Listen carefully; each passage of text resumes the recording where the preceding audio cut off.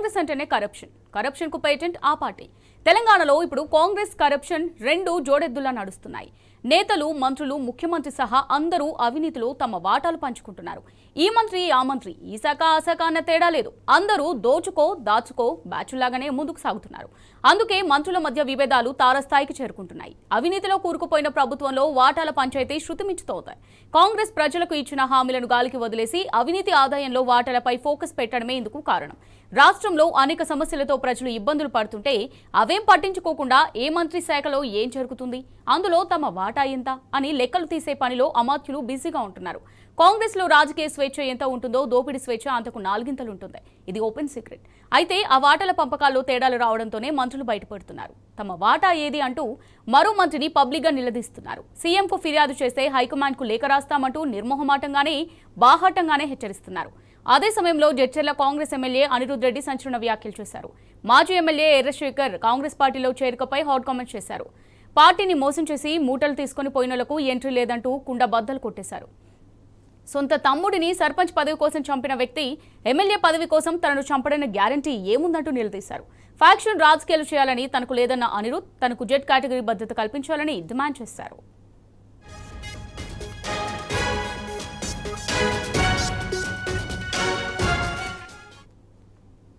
రైట్గా దీనిపై మరింత సమాచారం మా ప్రతినిధి ప్రదీప్ అందిస్తారు. ప్రదీప్, కాంగ్రెస్ లో ఆధిపత్య పోరు రోజు రోజుకు పెరుగుతోంది. ముఖ్యంగా మంత్రుల మధ్య అంతర్గత పోరు రచ్చకెక్కుతున్నటువంటి పరిస్థితి మనం చూస్తా ఉన్నాం. ఇటీవల మంత్రి పొన్నం ప్రభాకర్ చేసినటువంటి వ్యాఖ్యలకు అడ్డూరు లక్ష్మణ్ తీవ్ర స్థాయిలో తమ ఆవేదనను, ఆగ్రహాన్ని వ్యక్తం చేశారు. బాహాటంగా పొన్నం ప్రభాకర్ క్షమాపణ చెప్పకపోతే అధిష్టానానికి ఫిర్యాదు చేస్తానని కూడా ఆయన హెచ్చరించారు. ఇప్పటికే ముఖ్యమంత్రి రేవంత్ రెడ్డికి, అదేవిధంగా పిసిసి అధ్యక్షుడు, మటు రాష్ట్ర కాంగ్రెస్ వ్యవహారాల ఇన్ఛార్జ్ మీనాక్షి నటరాజన్ సైతం ఆయన తన ఆవేదనను వెలిబుచ్చారు.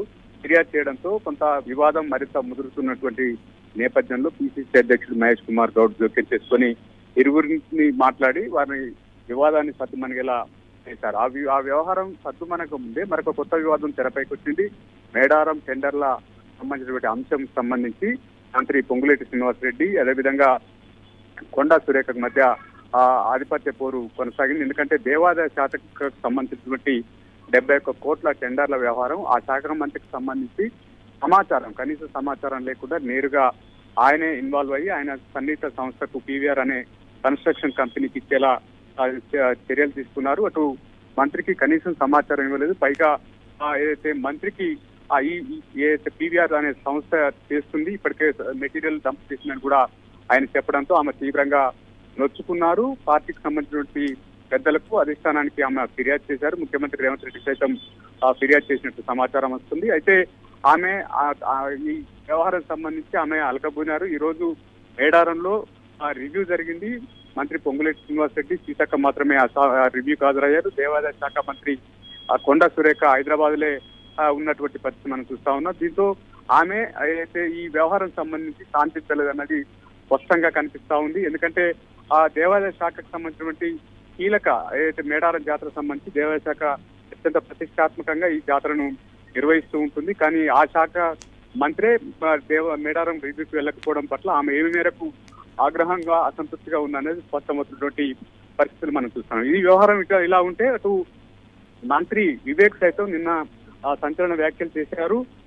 ఏదైతే లక్ష్మణ్ కుమార్ వివేక్ ను ఉద్దేశించి చేస్తున్నటువంటి ఆరోపణలకు సంబంధించి ఆయన తీవ్రస్థాయిలో మండిపడ్డారు. ఎందుకంటే ఈ మంత్రి లక్ష్మణ్ వెనకాల మంత్రి శ్రీధర్ బాబు ఉన్నారన్నటువంటి అనుమానం ఆయన వ్యక్తం చేస్తా ఉన్నారు. ఎందుకంటే శ్రీధర్ బాబు ఫాదర్ అయితే జయంతి వర్ధంతుల కార్యక్రమాలకు కూడా ప్రభుత్వమే నిర్వహిస్తుంది. అటు వెంకటస్వామి జయంతి వర్ధంతులను ప్రభుత్వమే నిర్వహిస్తున్నటువంటి పరిస్థితి. ఈ వ్యవహారం సంబంధించి అటు కాకా వెంకటస్వామి జయంతి కార్యక్రమాన్ని ఎస్సీ మంత్రిగా ఉన్నటువంటి తనను ఆహ్వానించలేదని లక్ష్మణ్ ఆగ్రహం వ్యక్తం చేశారు. ఈ నేపథ్యంలో దానికి వివరణ ఇచ్చేటువంటి ప్రయత్నం చేశారు. కావాలనే జూబ్లీహిల్స్ ఎన్నికలకు సంబంధించి తాను ఇన్ఛార్జ్ గా ఉండడం వల్ల కొంత పార్టీకి లాభం అవుతుందని ఆయన చెప్పుకునే ప్రయత్నం చేశారు. ఈ నేపథ్యంలో ఓర్వలేకనే తనపై విమర్శలు శ్రీధర్ బాబు, లక్ష్మణ్ ద్వారా చేయిస్తున్నటువంటి ఆరోపణలు అయితే చేసినటువంటి పరిస్థితి. మొత్తానికైతే మంత్రుల మధ్య వివాదం రోజు రోజుకు పెరుగుతున్నటువంటి పరిస్థితి మనం చూస్తున్నాం. దాదాపు 6 మంత్రులు మధ్య వివాదం కొనసాగుతున్నటువంటి పరిస్థితులు ఇలా ఉంటే అటు